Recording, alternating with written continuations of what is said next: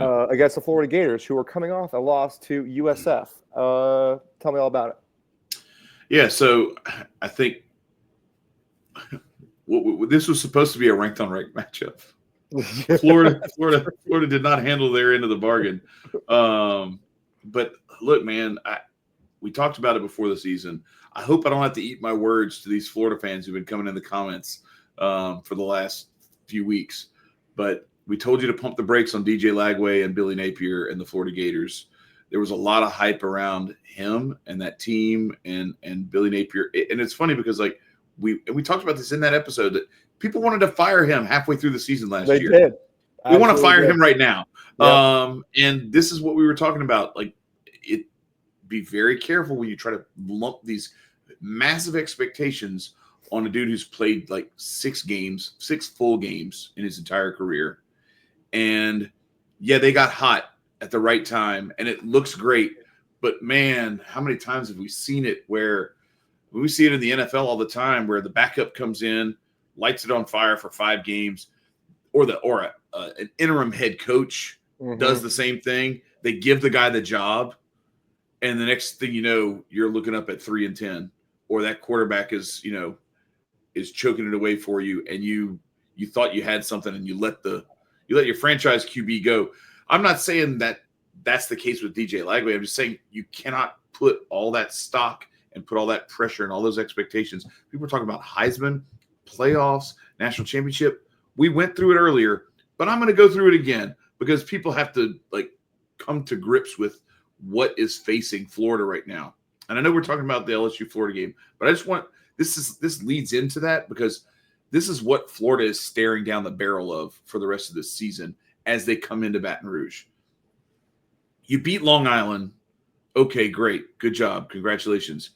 You lost to South Florida in the swamp. Okay?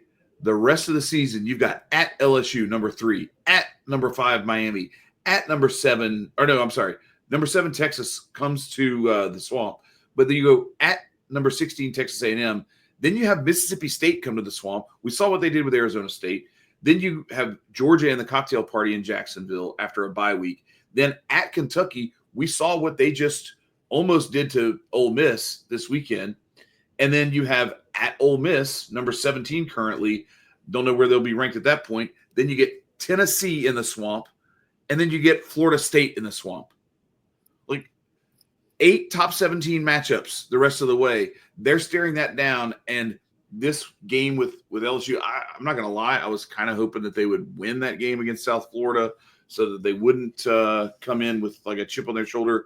But I'm actually kind of second guessing that. I think that this may benefit LSU, who had their own trouble this past weekend after that huge emotional win over Clemson in the first game of the season.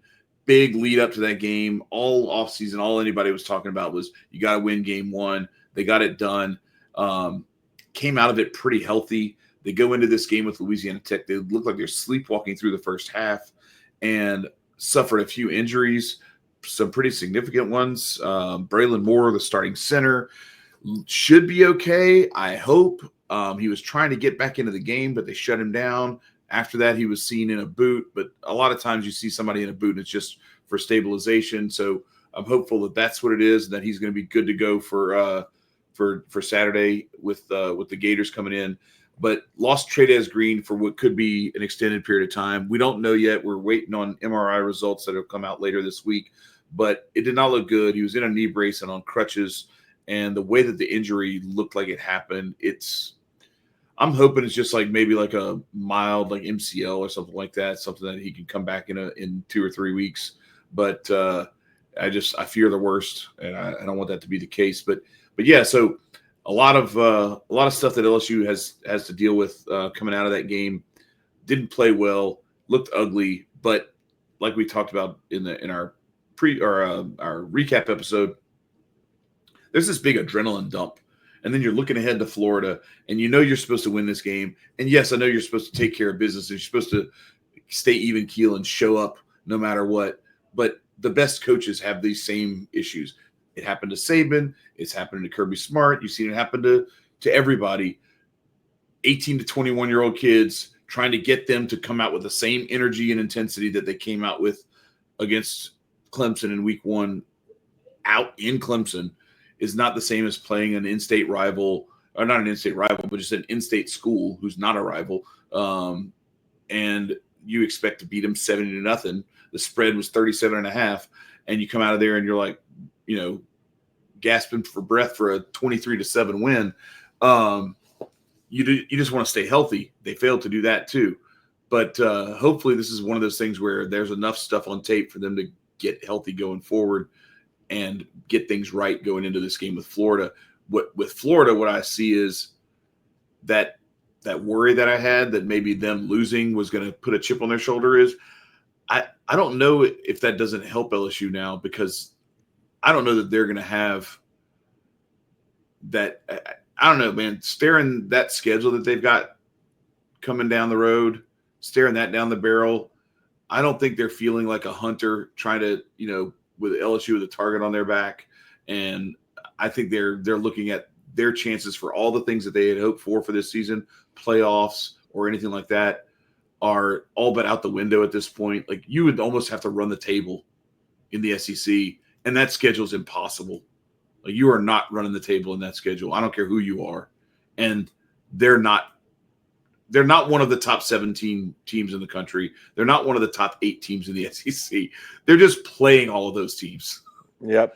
So it's just going to be tough. And so I just hope LSU can handle business. The one thing that's encouraging for me is watching Byron Brown put up 263 and a touchdown on him. I know a lot of it was on that one long 66-yard touchdown to Singleton, but they also were able to muster 128 yards on the ground. So I don't know. I got some good feelings that LSU's defense is going to come to play. That's the one thing that showed up in that game against Louisiana Tech. Held them to like 150 total yards of offense on the night. And I know that's what you're supposed to do. But if you don't remember, defense for LSU the last few years has been a bit of a struggle. I would say it's been an unknown, but it hasn't been unknown. It has been known. We have been terrible for 2 straight years. And I think finally Blake Baker has this team playing where the blown assignments and the talent, like the talent they brought in, is just so much better than what they had the last couple of years. So I'm feeling good about this one. 6.5. I would say it's a little high, but I don't know. This is one of those. It's a rivalry game. They're going to come to play.